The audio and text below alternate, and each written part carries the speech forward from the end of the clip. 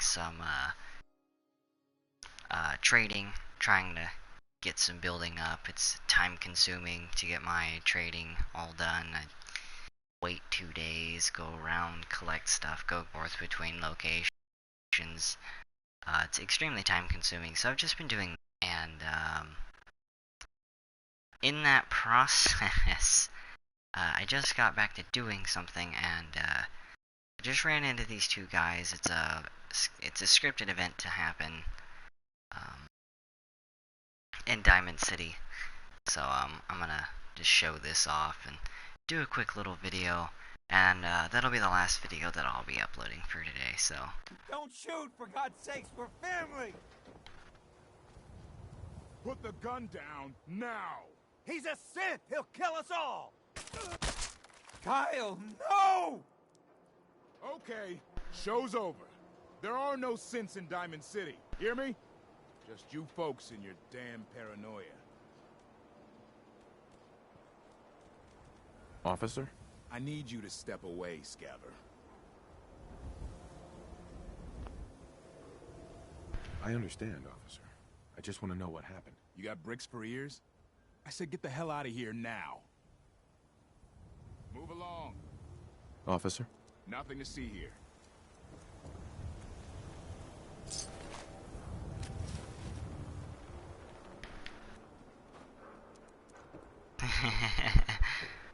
what?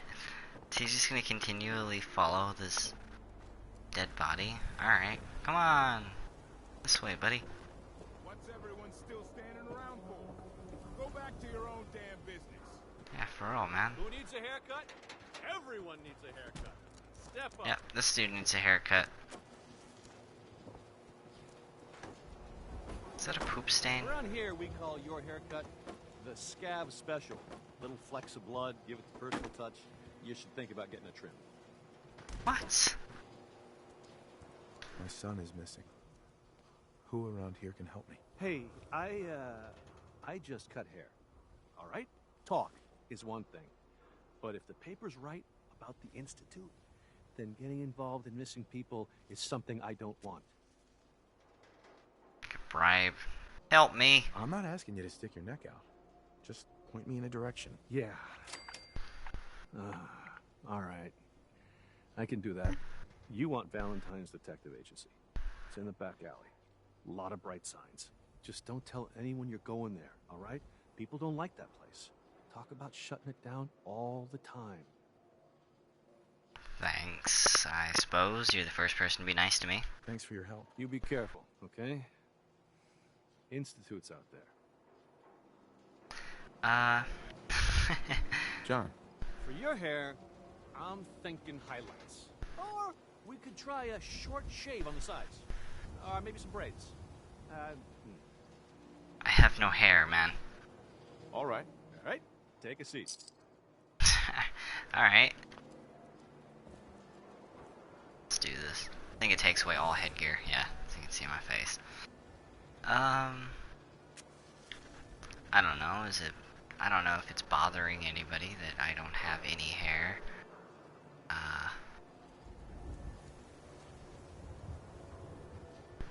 Get myself a comb over.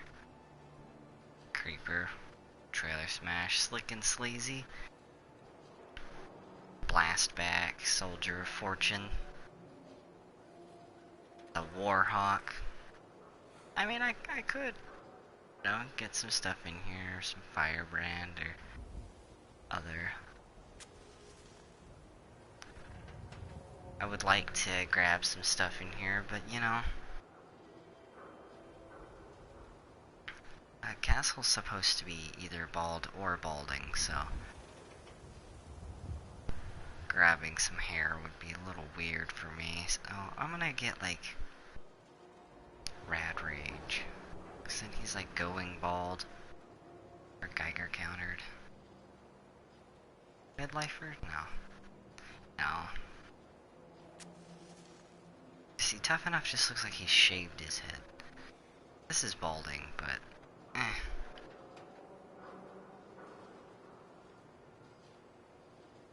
Oh, boot camp. No hair. Wait. boot camp looks shaved.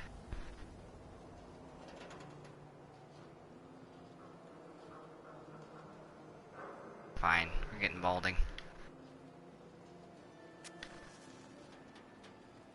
The beard. Potomacs. No, there's... Oh, this is really the same. Young he looks with no beard. He's so... small.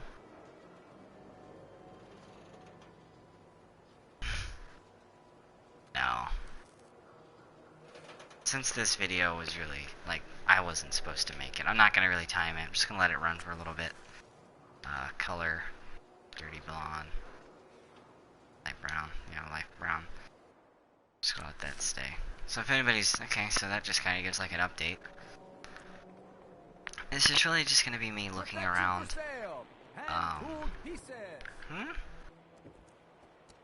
Raiders in Backstreet Apparel, read. Open notice to kill anyone with a gun and some ambition. Wait, open notice to anyone with a gun and some ambition. Raider activity is on the rise near Backstreet Apparel. They have money, gear, supplies, everything stolen from honest, hard-working people. Keep what you kill, no other reward given. Let's just go in there, kill people.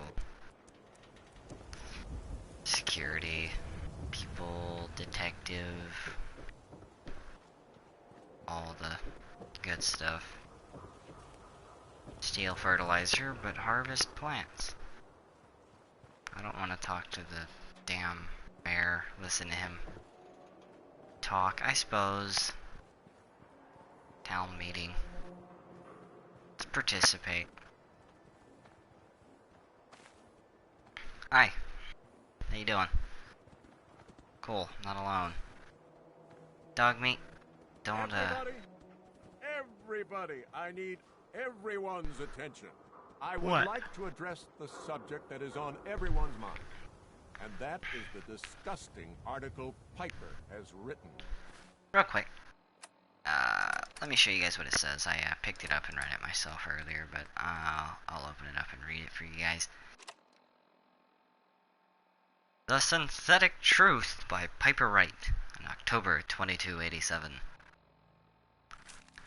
Noodles, we all eat them, we all love them, and Diamond City's Power Noodles has supplied the sustenance for the past 15 years, from the stilted mechanical cadence of Takahashi's programmed Japanese, to the fragrant steam that wafts from each bowl, to the scalding tang of each delicious mouthful.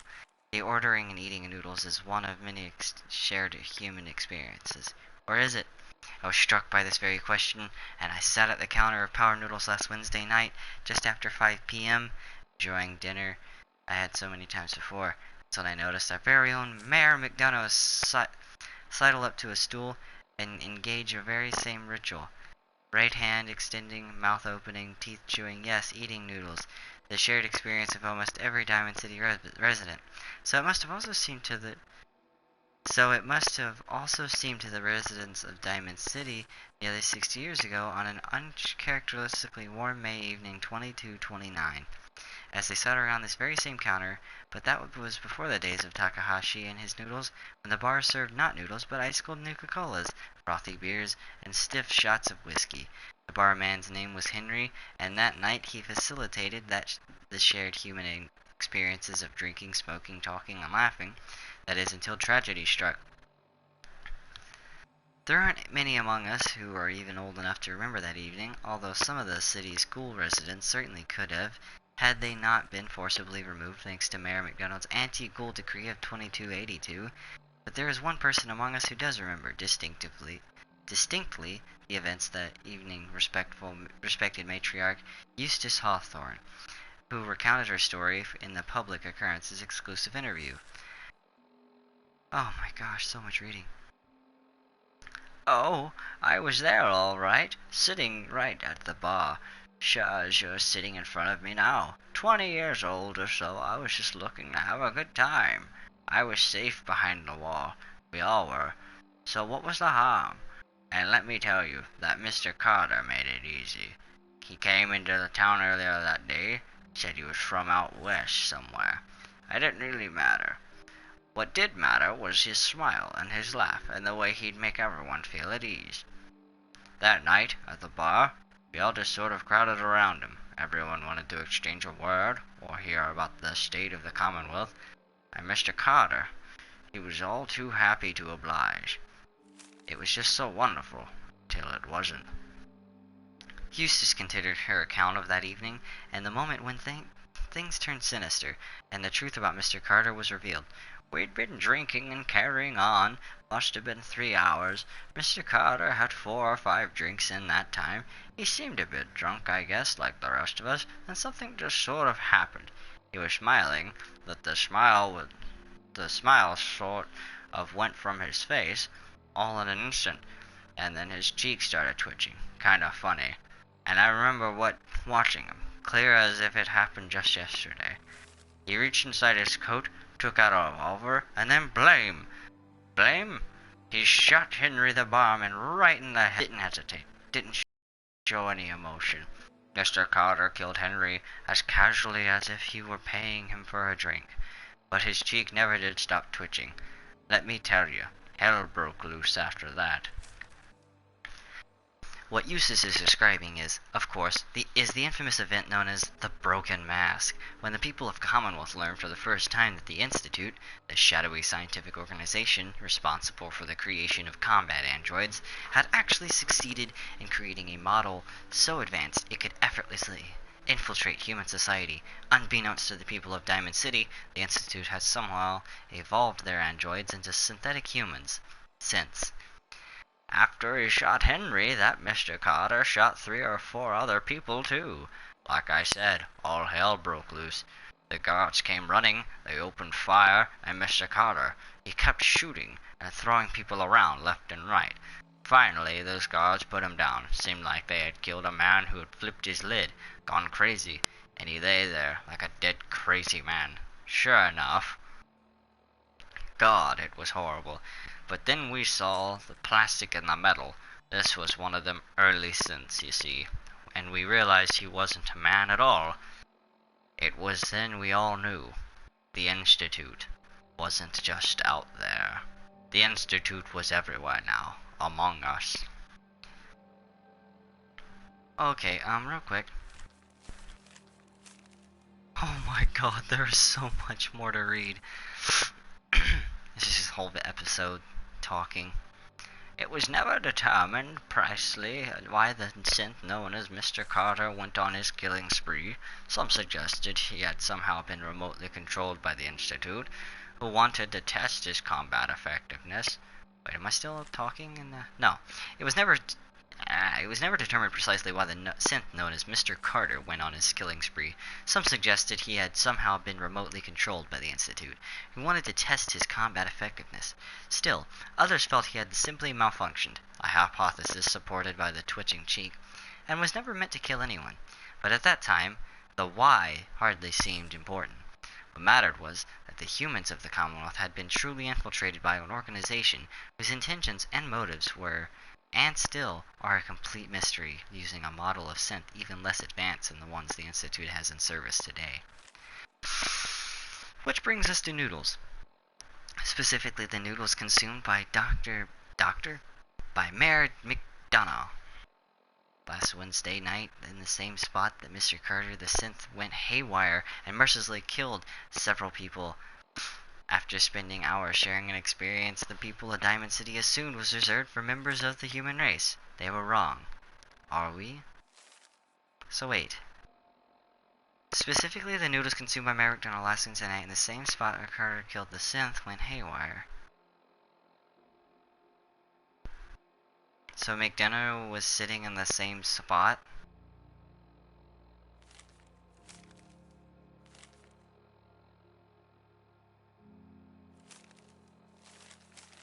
How would... So, this paper here...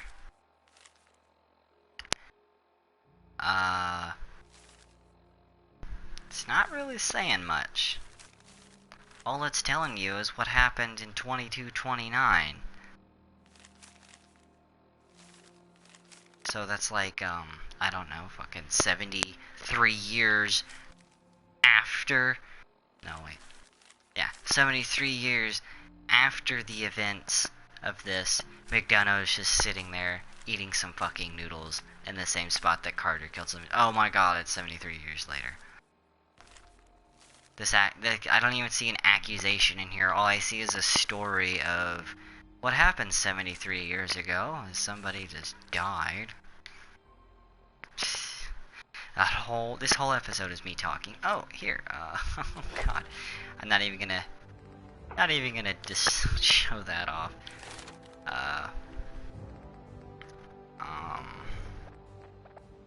Here's the level. I might as well.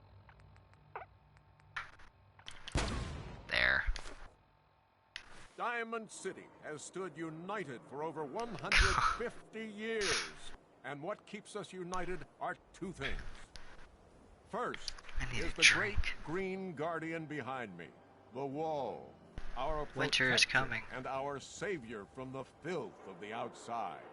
And second is our faith and trust in each other. The faith and trust that has given us prosperity, security, and education for every citizen. And while the paper might point their fingers at synths and other ghost stories to drive us apart, we will not betray this sacred trust.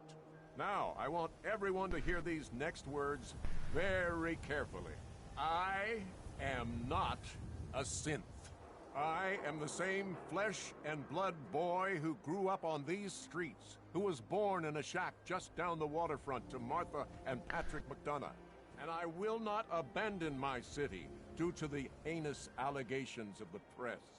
God bless this city. God bless the wall.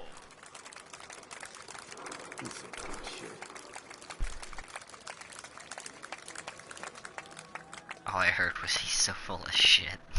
That's all I heard immediately afterward. This dude's just full of shit. He's just trying to like cover up his tracks. Either that dude just said that just to be an asshole, or he said that because he didn't believe what the guy was saying. Question is, does he believe that he's not a synth?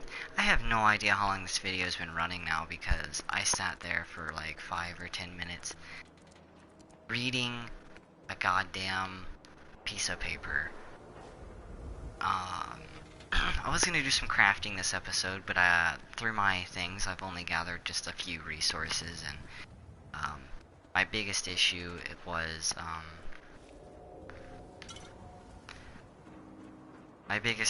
was collecting oil. I need oil in order to modify my guns. So unfortunately, I won't be doing any crafting anytime soon, unless I can find a shipment of oil somewhere and I'll just buy that.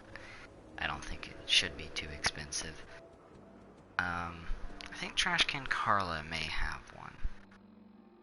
Whatever. Because I mean, if worst case scenario, I just tag it for search and I just go grab some. It's fine. Alright. For anybody who's actually stuck around to the end of the damn video, because god, that took forever. I'll say this again in the beginning of the next episode, but I'm never just gonna sit there and read that newspaper ever again. I'm not gonna sit here and read. I'm not reading anymore. Anyway, that's James Castle on episode 9, and I'll see you guys in the next one. Bye bye.